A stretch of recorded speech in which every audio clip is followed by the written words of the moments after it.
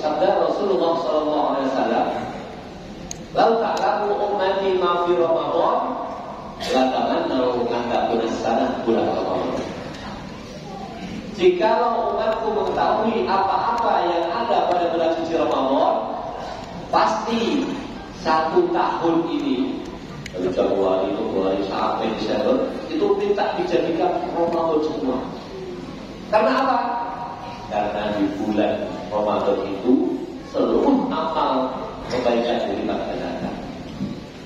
Contohnya, ini sedang duduk di majelis ilmu seperti ini. Kalau di bulan-bulan biasa, itu pahalanya seperti afdalu min sholatin alfi rakatin. Seperti orang yang pahalanya seperti orang yang melaksanakan sholat sunnah 1000 rakaat. Itu di luar bulan suci Ramadan. Nah, kalau di bulan suci Ramadan ini seperti apa pahalanya? Pada Rasul, "Man hadara majlis al-ilmi fi Ramadan, kataballahu lahu bi kulli qadamin ibadati sana." Siapa yang hadir duduk di majlis ilmu di bulan suci Ramadan seperti ini, seperti yang sekarang kita kerjakan seperti ini, maka kataballahu lahu bi kulli qadamin ibadati sana. Allah catat seluruhnya yang duduk di sini. Setiap langkahnya itu dihitung ibadah 1 tahun. Ini khususnya di bulan suci Ramadan. Coba bayangkan para hadirin, bayangkan kita dari rumah tadi sampai ke sini kira-kira berapa? 1 langkahnya ibadah 1 tahun. Kalau seandainya ada 100 langkah dari rumah ke sini, itu ibadah 100 tahun. Maka siapa yang melaksanakan taklim di bulan suci Ramadan seperti ini, apalagi nanti dilanjutkan dengan sholat tarawih, maka seluruh dosa-dosanya bersih diampuni oleh Allah Subhanahu wa taala. Amin ya rabbal alamin. Itu baru duduknya yang besar. Bagaimana sedekahnya? Lebih hebat lagi sedekah di bulan suci Ramadan. Sabda Rasulullah SAW, "As-shadaqatu lidaf'il bala." Sedekah itu bisa menolak bala. Musibah apa bisa ditolak dengan sedekah?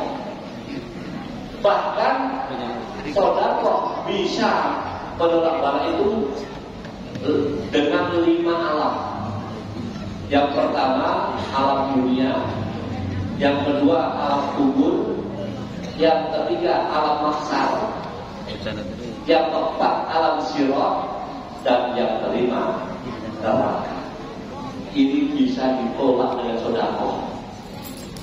Coba, alam dunia, bala yang paling besar di alam dunia ini apa?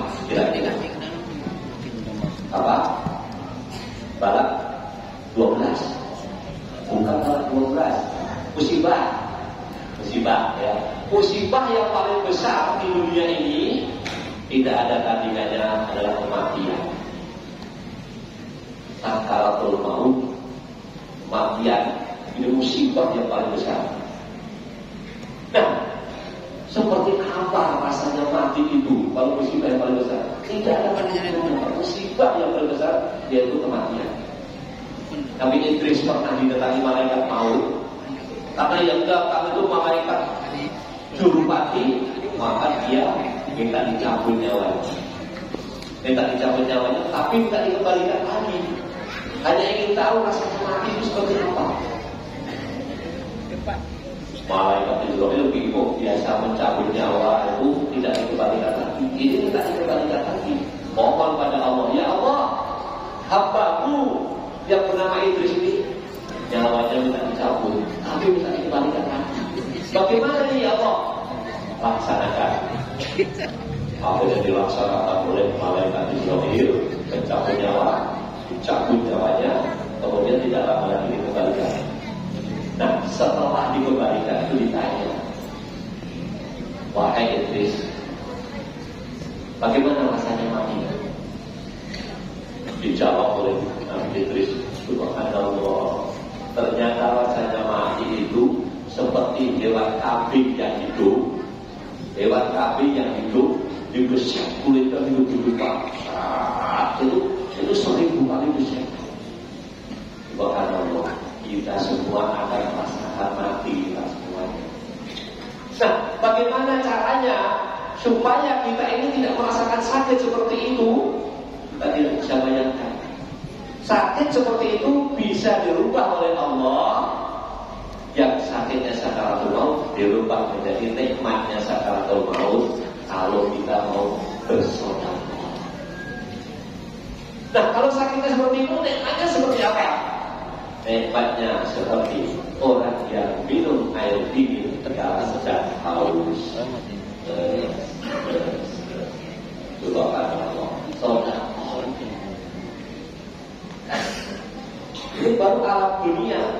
Nanti di alam kubur ada kehidupan dalam kubur. Di alam kubur itu ada 2 pilihan: nikmat kubur atau siksa kubur. Siksa kubur atau nikmat kubur, hanya 2 pilihan. Orang yang mendapat siksa kubur itu di dalam kitab Durrah An-Nasihin itu dijelaskan bahwa siksa kubur itu ada 3 macam. Dijelaskan. Yang pertama, kubur akan menghimpit kepada si mayit sehingga tulang rusuknya bersilangan seperti dipres. Yang kedua, Allah menghidupkan api di dalam kubur untuk memandang si mayit siang dan malam dibolak-balik sampai hari kiamat. Dan yang ketiga, dimasukkan ular berbisa, yang namanya ular tersebut adalah ular Sujaul Aqrab, yang matanya itu dari api neraka, kukunya dari besi. Yang mana panjang kukunya itu sehari perjalanan, Pak. Kalau kita pagi mulai berjalan, nanti sore sampai mana? Sampai Bandung, itu panjang kukunya seperti itu. Untuk apa? Untuk menyiksa si mayit yang tidak mau taat pada Allah Subhanahu wa taala. Kalau tapi siapa yang selalu mengeluarkan sedekahnya di alam dunia ini, nanti di alam kubur dibebaskan dari siksa kubur seperti itu. Subhanallah. Apalagi di bulan suci Ramadan, seluruh apa yang dikatakan. Jadi tadi saya mendengar bahwa Israel menyatakan bahwa alam renovasi masjid ini kesempatan emas, ya.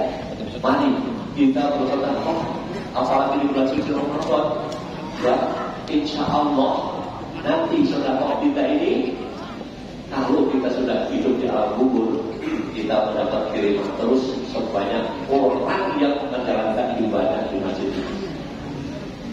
Dan itu tidak ada siksa kubur yang seperti tadi, sedekah yang akan menolak dari. Ayo kita berbondong-bondong untuk bersedekah di masjid ini, karena ini akan direnovasi, diganti dengan cat putih biar terang, ya. Di bulan suci Ramadan kesempatan emas. Belum tahu kita apakah besok atau lusa masih hidup. Malam ini siapa yang mempunyai keluasan sedih? Ayo kita berbondong-bondong untuk bersedekah di masjid. Ini baru 2, alam dunia dan alam kubur, ya. Masih 3 lagi, karena waktunya kita ini tadi hanya 7 menit, ini sudah 10 menit lagi. Karena waktunya ini ya sangat sederhana, menurut ya, hanya 7 menit, ini sudah 10 menit.